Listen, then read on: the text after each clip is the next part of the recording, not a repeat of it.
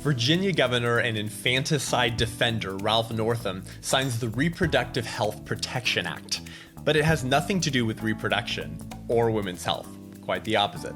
Then actress Jamie Lee Curtis teams up with Planned Parenthood to promote Telehealth, with the goal of helping women access do-it-yourself abortions at home. We will examine why pro-abortion ideology rots the brain. I'm Seth Gruber, and this is UnAborted.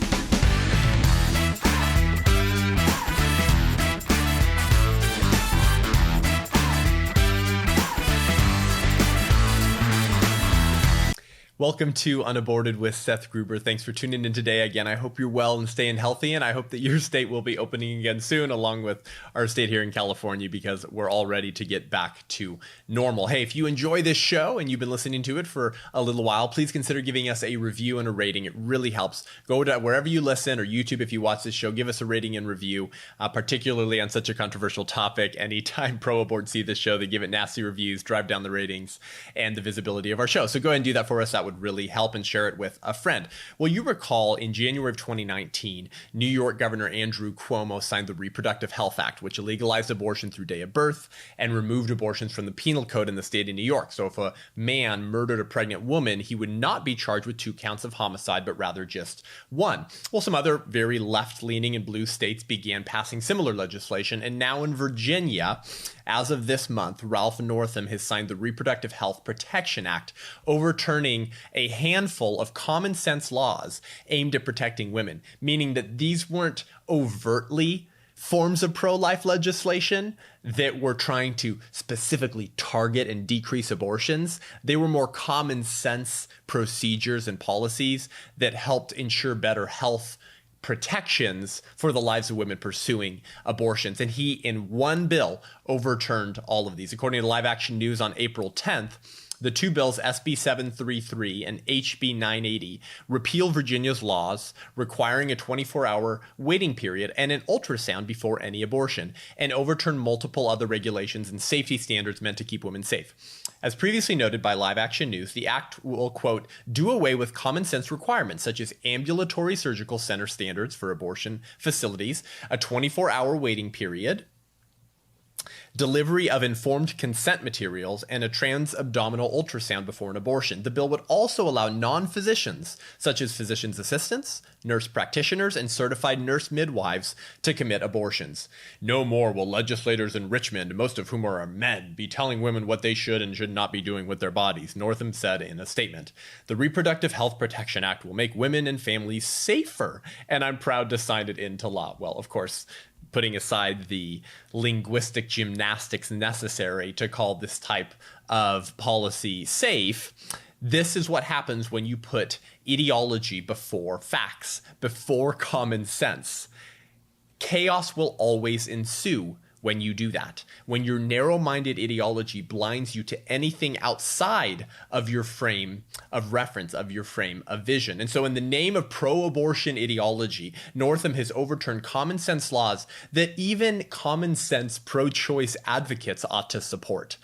Contrary to the lies about making women and families safer, here is how Northam's Reproductive Health Protection Act will actually do the opposite, will actually endanger the health and lives of pregnant women seeking an abortion in the state of Virginia.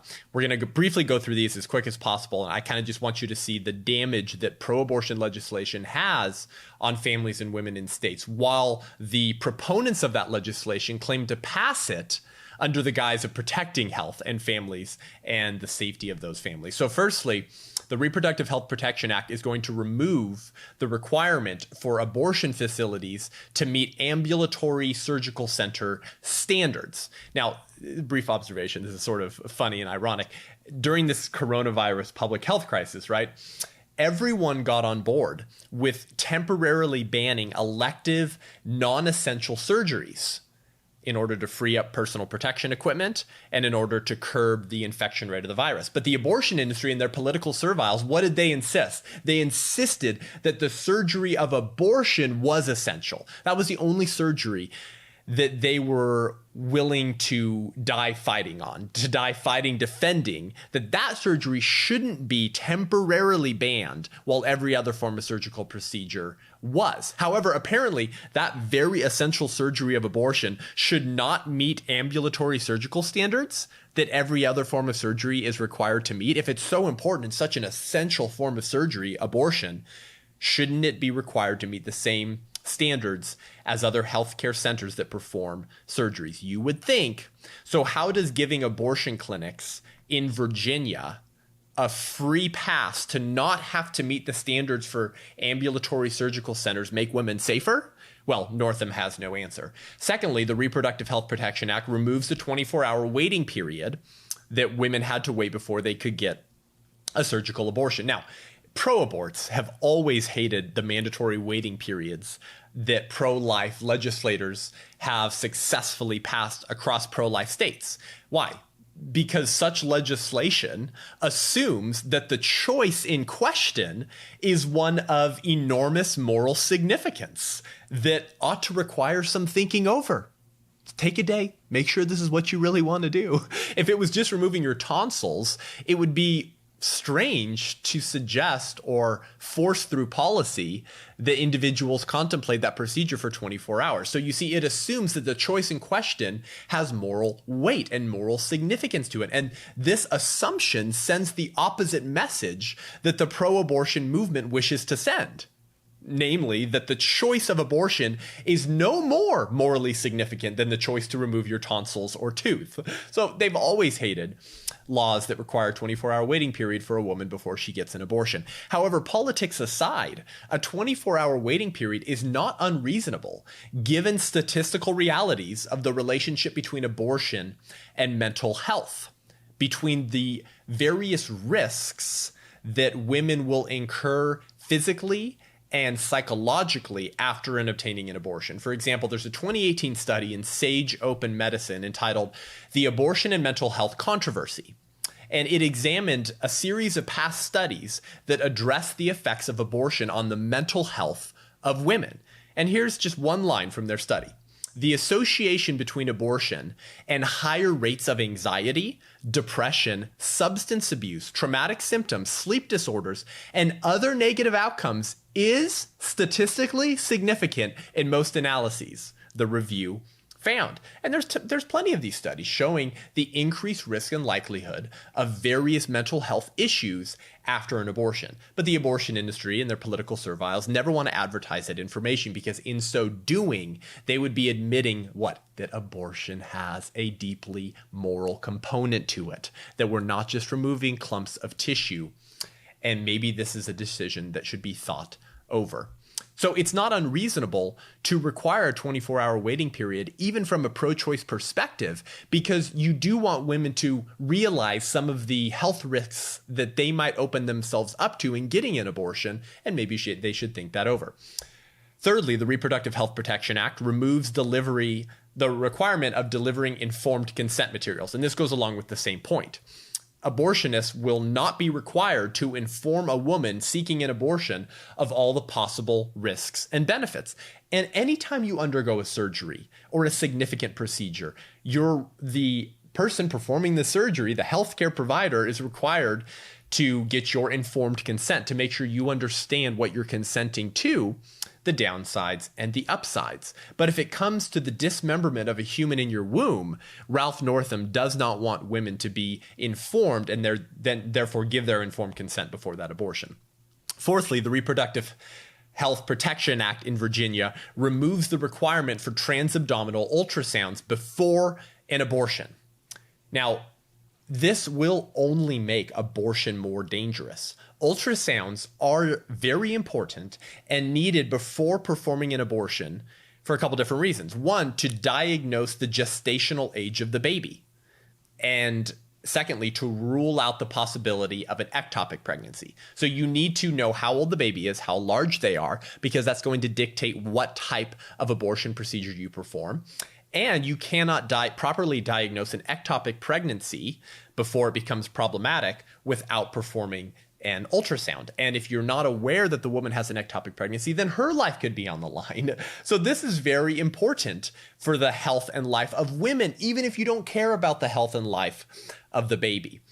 Ralph Northam doesn't care about endangering these women's health by removing the requirement for transabdominal ultrasounds before an abortion. And fifthly and lastly, the Reproductive Health Protection Act in Virginia will allow non-physicians to commit abortions. That would include physician's assistants, nurse practitioners, and certified nurse midwives. And I believe Andrew Cuomo in New York did the same thing in January of 2019. Well, arguing that women and families are safer when healthcare workers who are not licensed to practice medicine can perform abortions is a hell of a sell. To open up the doors to more healthcare workers, none of whom are explicitly licensed to practice medicine, as physicians are, to perform abortions on women, that's a hell of a sell if you care about the health and lives of women. This is the danger of a narrow-minded ideology, of a commitment to ideology above and beyond anything else, that blinds you to anything else outside of your field of vision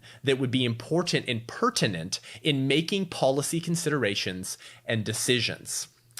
Well, the dangers for Ralph Northam and for the women in Virginia are the health and lives of women that Ralph Northam is willing to endanger in the name of increasing access to abortion. And this reminds me of George Orwell's character, Winston, in his seminal 1984 morally and politically prophetic book. And we've talked about this book before on the show because of its relevance to our time today. Winston says in the book, as he's encountering the ideology of his day, that in the end, the party would announce that 2 and 2 made 5, and you would have to believe it.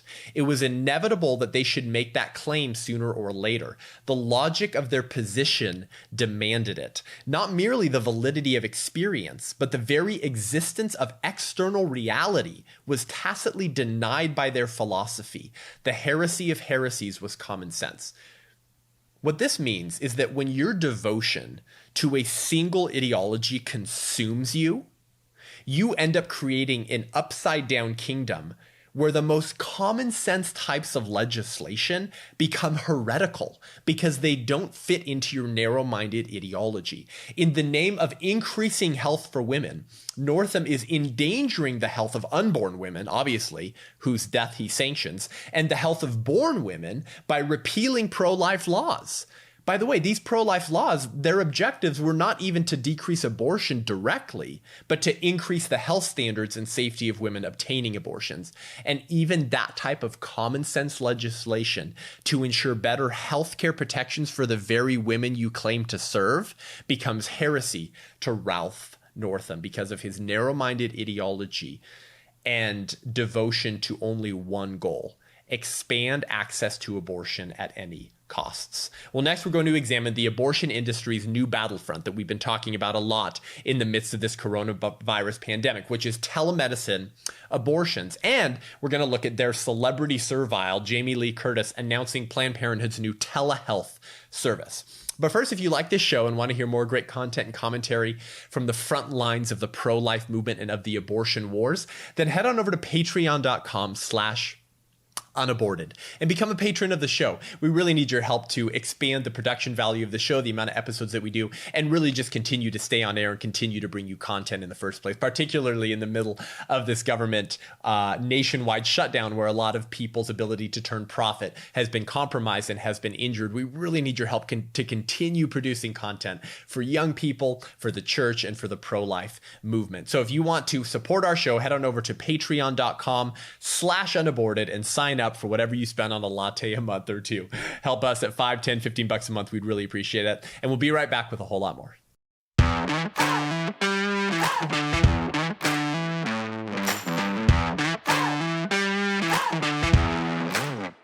Welcome back to Unaborted with Seth Gruber. So it's not just the consequences of this narrow-minded ideology coming from politicians like Ralph Northam in Virginia, but we're also seeing that coming from celebrities and from the abortion industry themselves. And so recently, Jamie Lee Curtis, the actress, joined Planned Parenthood in a Vimeo video released again on Twitter in promoting do-it-yourself abortions, promoting Planned Parenthood's new telehealth service that is their attempt to utilize this crisis to push the future vision of their ability to turn a profit, which is selling the abortion pill online and shipping it directly to your front door.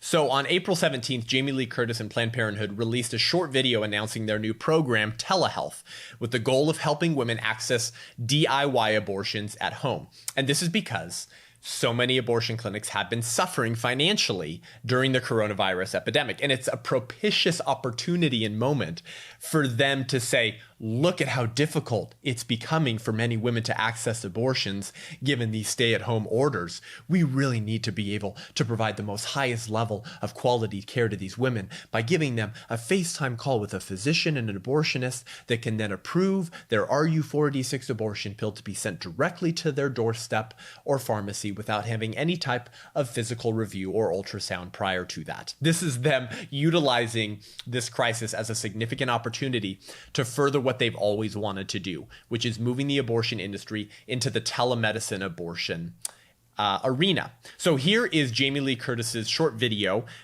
with the Planned Parenthood logo on it, teaming up with them, telling young women to start using the telehealth service of Planned Parenthood. Hi there, it's Jamie Lee Curtis. I'm here in my home following the guidelines. I hope you are too, but I am here today on behalf of Planned Parenthood to tell you about telehealth. It's their way of helping you during this crisis.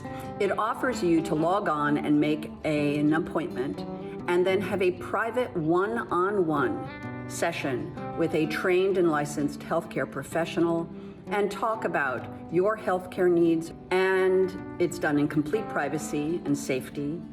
And it also obviously reduces the load on clinics and hospitals who are dealing every day with COVID-19 patients and their care. You log on, you make your appointment, and you get the care you need. Thanks for listening, and stay safe, wash your hands, stay home, and God bless you all. Take care. Now, obviously, this new horizon of selling the abortion pill and shipping it to your door is scary enough. I want to briefly debunk a big lie that Jamie Lee Curtis attempts to get away with here. You probably heard her say she says that in using telehealth, you will, quote, be reducing the load on clinics and hospitals who are dealing every day with COVID-19 patients and their care. She's seeming to suggest that Planned Parenthood can provide some type of care for patients who are diagnosed with coronavirus. However, this is a completely blatant lie because Planned Parenthood has come out and said, don't come to us if you have coronavirus, go somewhere else. In an article at Bustle entitled, How is Planned Parenthood Preparing for Coronavirus, written by Emma McGowan, she interviews Dr. Krishna Upadhyaya, a senior medical advisor for Planned Parenthood Federation of America. I quote, for people who are showing symptoms of COVID-19, fever, cough, or shortness of breath, and who usually go to Planned Parenthood for primary care, Upadhyaya asks that they contact their local health department first and follow the steps they recommend. That's partly because while some Planned Parenthood clinics do have tests for coronavirus, not all do. Your health department can help ensure you get the care you need without risking the health of others. So Planned Parenthood is not interested in caring for patients who have been diagnosed with COVID-19. In fact, their medical advisor is saying go somewhere else. But of course, Jamie Lee Curtis is trying to paint Planned Parenthood in this very wonderful picture. They're here to serve you and you can help offset the burden of other hospitals by going to Planned Parenthood. I know Planned Parenthood has made it very clear they do not want you to go to them if you have coronavirus. But how does Planned Parenthood's telehealth program increase the health of women? I mean, the word health is in the name, telehealth. And that's always their pitch, isn't it? That's always their sell, is this is commonplace medical procedure. This is healthcare. Reproductive healthcare is healthcare. Well, it doesn't increase the health of women unless your brain is rotting from pro-abortion ideology, such that health means murdering preborn babies and risking the health of women by mailing them the abortion pill. And as we've discussed actually very recently on this show, the coronavirus epidemic is the opportunity the pro-abortion movement has been waiting for in order to push the importance of teleabortion or telemedicine abortion. In an April 23rd Politico article by Mohana Ravindranath and Alice Olstein entitled "Abortion Clinics Expanding Virtual Options During Pandemic," they write, FDA rules mean most patients must still pick up pills to terminate a pregnancy in person, sometimes driving across state lines multiple times to do so. In some states, patients must still make two separate in-person trips, one for a consultation and another to pick up the pills. One nonprofit that's studying whether abortion medication can be safely mailed to patients, cutting down on in-person visits, said it's now seeing more patients. Genuity Health Project, which operates its FDA-reviewed trial in 13 states, reported a 30% increase in virtual visits at some clinics between February and March as shelter-in-place orders took hold. Patients can receive the abortion drugs without ever having to leave their homes after a video consultation with providers participating in the trial. The trial is, quote, particularly well suited to a lot of these stay-at-home orders, said Erica Chong, a director at Genuity. So you see, they're now rolling out a temporary trial version approved by the FDA that enables participating abortion clinics and chains to sell the RU486 abortion pill online without an in-person meeting or diagnosis with a woman, and then ship it to her door or to her local pharmacy for her to pick up. Now, this is a trial run that's being reviewed by the FDA and hopefully is not given the permission to exercise in its full entirety, because this will endanger the health and lives of women, including, and most importantly, increasing the amount of babies that are killed through the abortion pill. But you see what their move is here. The abortion industry's hope is to be able to utilize this crisis to illustrate that telemedicine abortions are just as safe as in-person, so that following the coronavirus epidemic, when everything returns to normal, telemedicine abortions can become the new normal. That's their hope. That's their play here. But why do they want this to be the new normal? Well, because over 90% of abortions are performed in the first trimester, so there's a massive financial incentive to provide the abortion pill, which is taken through 10 weeks. Brick and mortar abortion clinics are more expensive to operate. Finding enough abortionists to meet state demands can be difficult, and the abortion pill can be cheaply produced and sold at high margins. They have plenty of reasons as to why they would want to move into this space, and this epidemic or pandemic provides them with the opportunity to do so. So just like Ralph Northam, Jamie Lee Curtis and her Planned Parenthood besties are willing to endanger the lives of both preborn and born women while claiming they're actually providing better health care through telemedicine abortions. The Politico article goes on and attempts to make this case, that this is just as safe as in person. They say, quote, federally funded research has found that medication abortions administered remotely have no higher risk of complications than those conducted in person. Well, that is false. And here's why that is actually necessarily false. The reason why the FDA in almost every case requires the abortion pill to be administered in person after an evaluation with a physician is because, one, without properly dating the pregnancy, women are put at huge risk for incomplete abortions. The abortion pill is only intended to be used through 10 weeks gestation. And many women date their pregnancies wrong. So it's very important to figure out the gestational age of the baby before you can approve the use of the abortion pill. The risk for incomplete abortions increases with the gestational age of the baby. So if you try to take the abortion pill when you're 12, 13, 14, 15 weeks pregnant, you could do some significant harm to your body. Obviously, your baby will probably still be killed, but you could end up in a very dangerous situation. So that's the first reason why the FDA, in almost every case, has required the abortion pill to be administered and prescribed in person after an evaluation.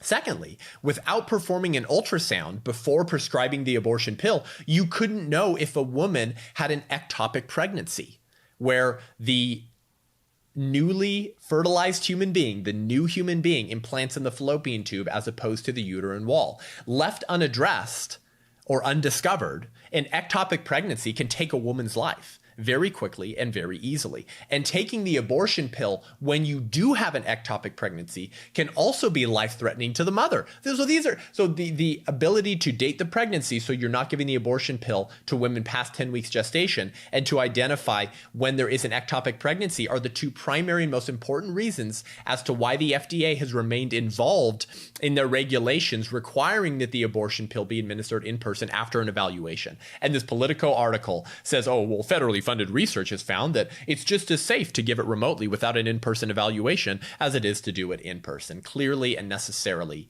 false.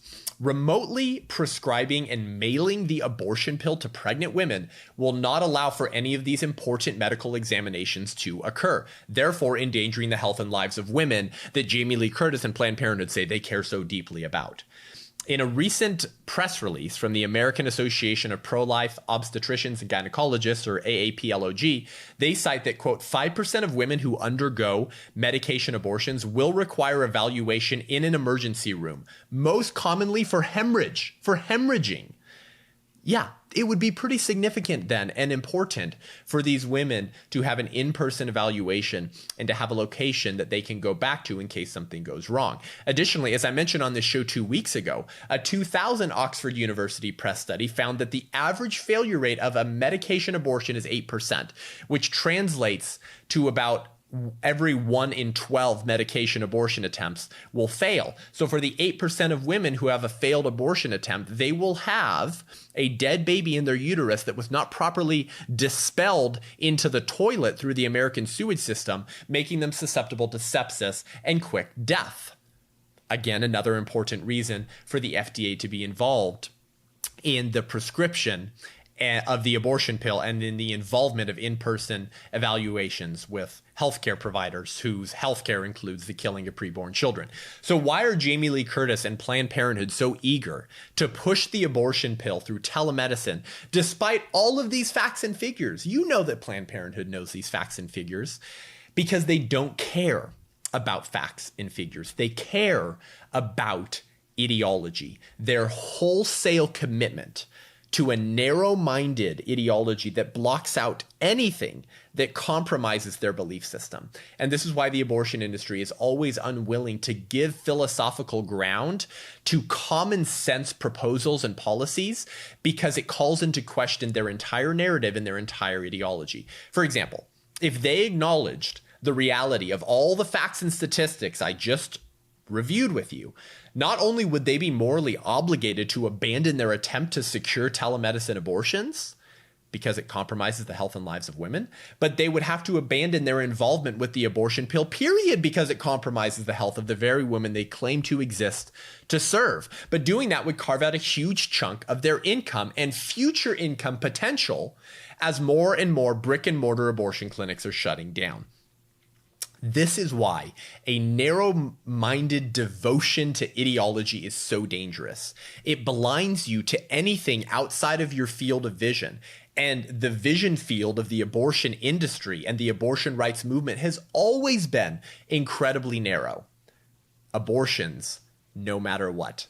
Anything outside of that field of vision, they will be willfully blind to, even if it compromises the health and lives of women that they care to provide essential care to. Well, we're going to get to more about why pro-abortion ideology rots the brain. But first, I've teamed up with my new friend Sarah Vienna for a pro-life church tour. Sarah is an international speaker and singer who works in Romania and the States defending the cause of the needy and the elderly and the unborn. And our I'm Alive church tour is named after Sarah's song, I'm Alive. This I'm Alive church tour captures both the beauty and the truth of the pro-life position and speaking both to the heart and to the head. This tour can help your church create a culture of life that fights to love our unborn neighbors and their mothers and fathers. So happening summer 2020, this tour will fill up fast and we're extending it through the fall because of the coronavirus epidemic. So to bring I'm Alive to your church, email us at imaliveTour@gmail.com. That's imaliveTour@gmail.com for questions and bookings. And we'll be right back with a whole lot more.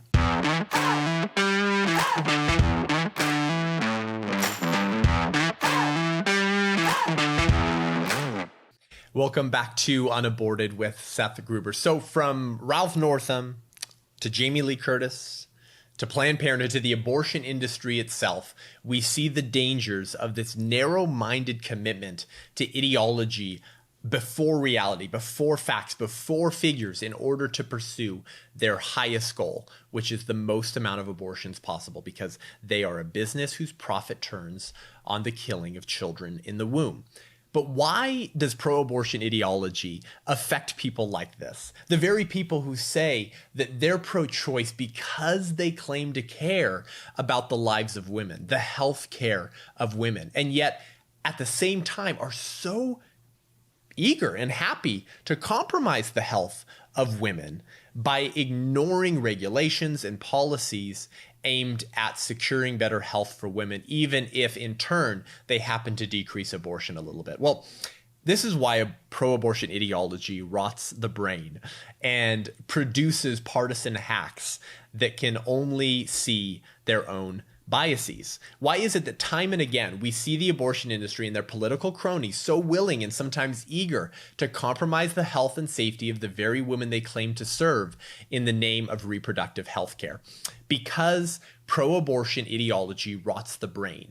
It's an upside down kingdom that attacks the first and most important of all rights, the right to life. The very premise in the ideology of the pro-abortion movement is that we do not have a fundamental or intrinsic right to life. It attacks the most important and foundational of all rights. However, it doesn't just stop there, does it? It doesn't just attack the idea of the right to life. It turns that right on its head and says that actually the most sacred of rights is the right to choose. Choose what? Choose to violate the right to life. Choose to abuse the idea of the right to life. Choose to kill an innocent human being without proper justification. It calls vice virtue and attacks those who hold to timeless American virtues, such as protecting the most weak and defenseless members of our society. But when you fail to comprehend and embrace the very right that undergirds all other rights, you will likely get nearly every other moral issue wrong. If you can't get that one, the right to life, then you won't get liberty, you won't get the pursuit of happiness, and you won't get any other right, at least that you would protect in applying to all people. If you don't believe that human beings have intrinsic dignity and value from the moment they're human beings, then the idea of a right to life is a fantasy. And if that is a fantasy, then what could be wrong in killing those human beings in the womb and willingly endangering the life and health of their mothers? What could be wrong with that? From a philosophical perspective, you've denied the very right that all other rights are built upon. Violate that one, and you can violate all of them. If you deny the most fundamental human right, then all other rights are up for grabs. And if you build your entire ideology around the belief that the right to life is a fantasy, then endangering the lives of women to increase your sale of abortions is hardly problematic. In fact, it's morally justified. Because without a right to life, we're simply playing Darwinian chess, where the strong survive and thrive by abusing and killing others. That's what Ralph Northam is doing. That's what Jamie Lee Curtis is doing. That's what Planned Parenthood is doing.